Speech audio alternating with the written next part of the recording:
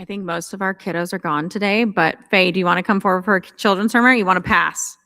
You're asking for a pass. Are Artie and Denver here? Nope. Okay. We'll let you pass. Lucky you. Do you want to go learn the rest of the scary story from Job or you want to stay in here? Okay. Last week, I got a report from my own child that we should never allow Daddy to teach the story of Job ever again in Sunday school because it was so scary. And then he was like, I just told him that like God took away the internet and then their phones and then the Wi-Fi and then their family and then their dog. I was like, anyway, you'll learn the rest of the story next week when your friends are back.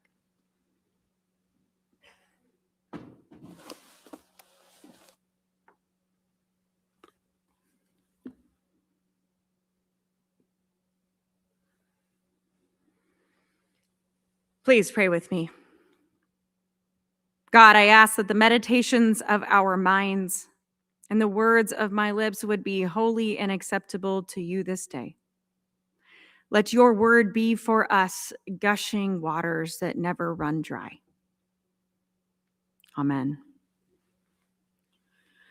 Geography matters in both of today's Bible stories, especially as readers who are living in a land far, far away from these characters with things like water bottles and credit cards and emotional support Stanleys.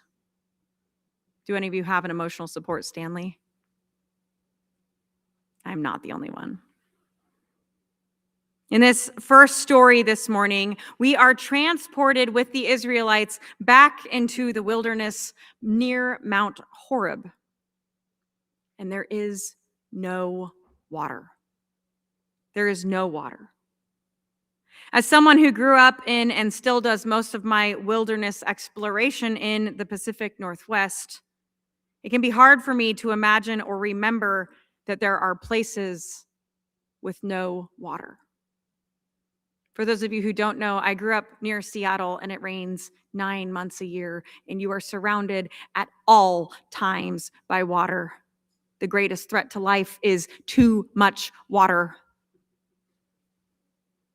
Even here in Oklahoma, where some of your parents or grandparents really had to struggle to find water, today it can be hard to remember that there are places with no water. In Oklahoma, I try to never be out in the wilderness. Wilderness for me is driving down 74 instead of 35. Or maybe worst case scenario, getting stuck in a field that one of you walked me out into. But here, I know worst case scenario, I'm always within a day's walk of a Jiffy Trip, where I can choose between Dasani and Fiji and Smart Water or my favorite Mountain Dew. But that is not the case for the people in today's Old Testament story. They have been brought out of Egypt into this place of wilderness. They are in the desert and there is no water. They are going to die because they are thirsty. And they want to know why they're going to die because they're thirsty, because ultimately it will be God and Moses' fault. They did not have to come here. They chose to come here because they believed Moses and God would lead them somewhere better than where they were. But now they are here and they need water because without it, they are going to die. Understanding the geography of this matters. Geography matters in our gospel lesson too, that very long story I just read for you. Last week, we read and discussed Jesus' encounter with Nick at night. Nicodemus, a Pharisee, came to Jesus to ask some theological questions about how one could be born anothen, born again, born from above, born from the heavens. Last week, we talked about the problem for Nicodemus and that he's stuck in the literal, but Jesus' language is inviting him into the metaphorical. It was during last week's storied encounter that Jesus said For God so loved the world that he gave his only son. Do you remember the ending? That whosoever... Oh, good. Even Presbyterians know at least one verse. Immediately after that story, after the things Jesus and his disciple, it says, after these things, Jesus and his disciples came into the land of Judea, and there he remained with them and baptized. Now John was also baptizing in Aenon near Salim, because there was so much water there. And they came and were baptized, for John had not yet been thrown into prison. So we have this encounter with Nicodemus, Jesus' encounter in the night with Nicodemus, which happened in Jerusalem at the Passover. Then we have Jesus and his disciples in Judea. And it sounds like the disciples might be getting baptized in Judea. And the text tells us they're there because there is so much water there.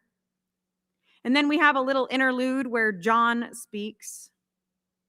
And then in the opening remarks of chapter 4, the few sentences that got left out by the lectionary editors from today's story, the gospel writer says, therefore, when the Lord knew that the Pharisees had heard that Jesus made and baptized more disciples than John, he left Judea and departed again to Galilee. But he needed to go through Samaria. Now, again, geography matters.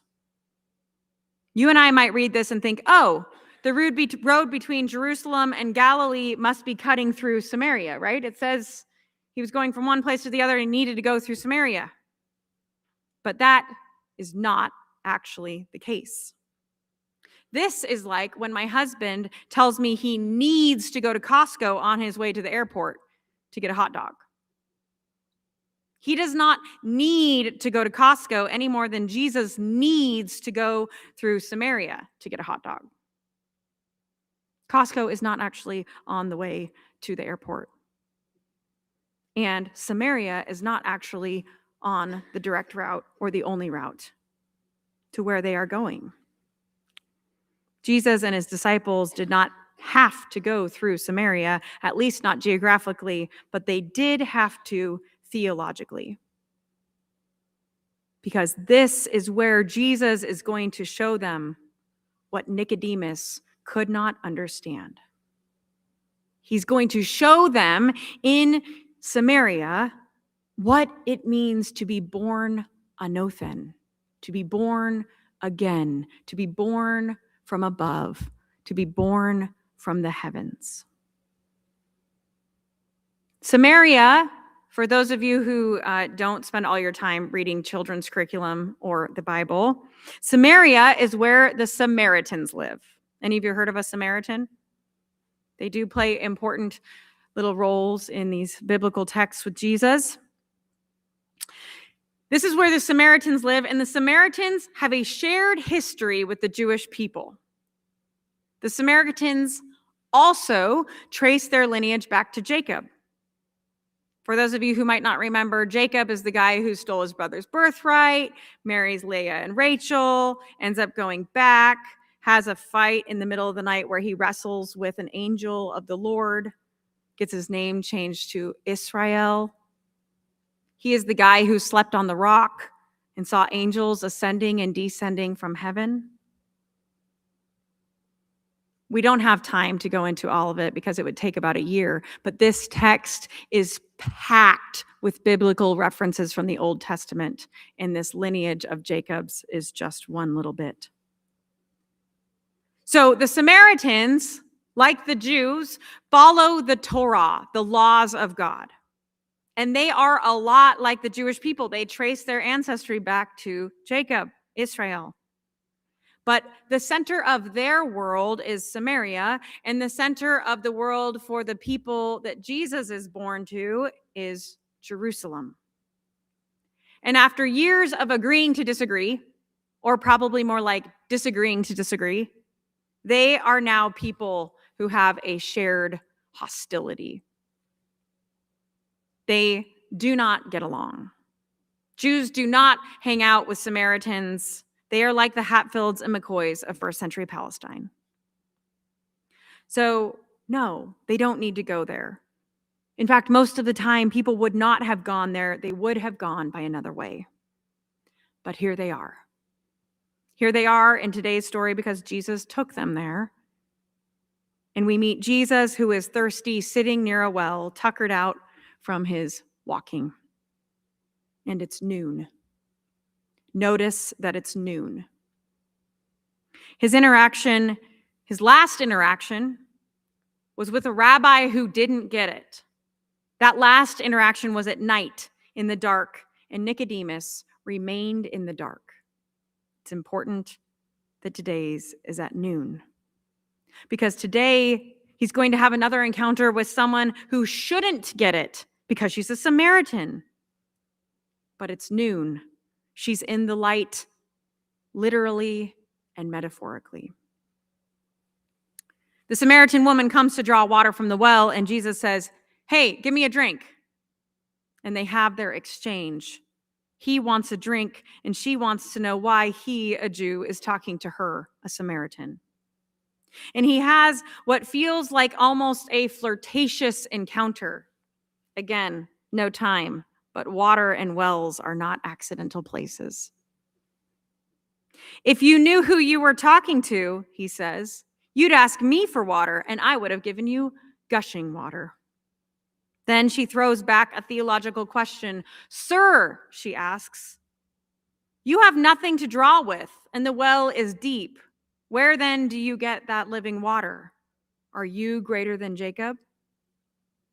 This is one of those places, like we had last week, where we should pay attention, but where, because we read it in English, we don't know to pay attention. Just as last week's story contained language with double meaning, this story has a word that means two things. So if you want to look at your text either now or later, find all those places where it translates her response as "sir." Sir. Sometimes the translators translate it as "Lord." But here's the thing. The word translated as that is Kyrios, which can be translated as sir or master, but it's also the transliteration word chosen by the Septuagint, the Greek translation of the Hebrew Bible, the Bible that these people would have been reading because they spoke Greek. In the Septuagint, the word for Adonai, or God, is Kyrios. So in responding to him, "Sir," or "Lord," it's as though she's also saying Adonai.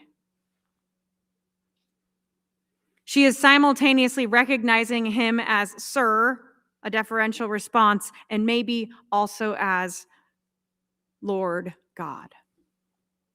And she has some questions for him. She wants to understand, just as Nicodemus had, what the hell he means by some of his stuff.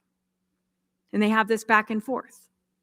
She recognizes that he is a prophet. They talk some more. And then in verse 25, she says, "I know that the Messiah is coming, who is called the Christos. When he comes, he will tell us all things."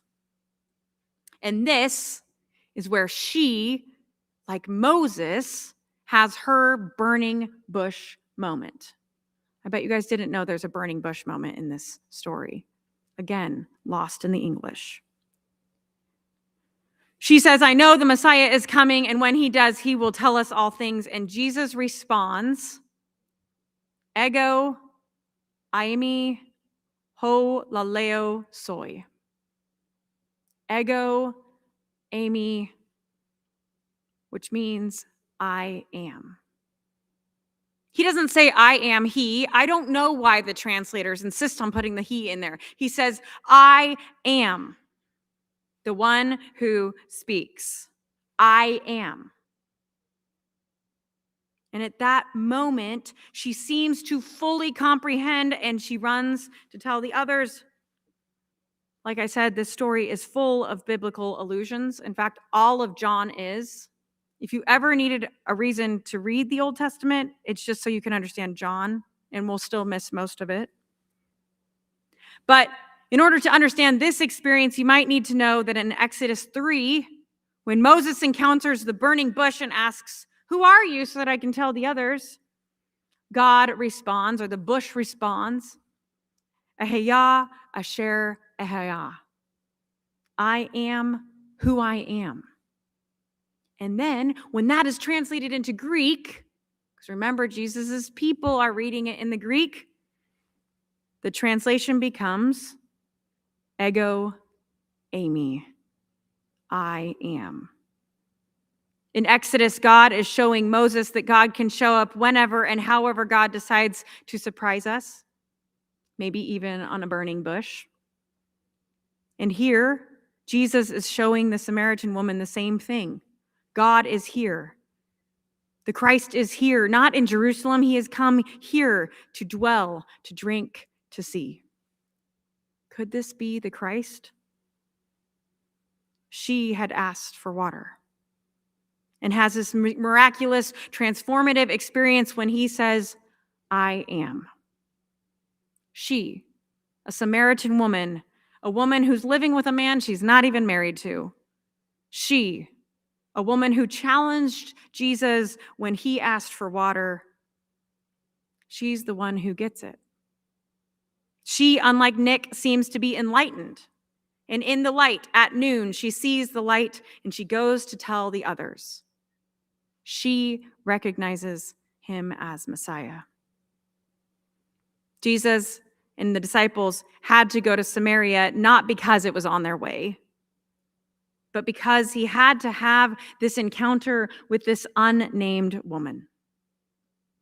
Because he had to show the disciples what it looks like to love the world, not just the people you like. He had to show them what it means to live that thing we call John 3:16. He had to show them what it looks like to encounter and transform the world, not just the people you know and like.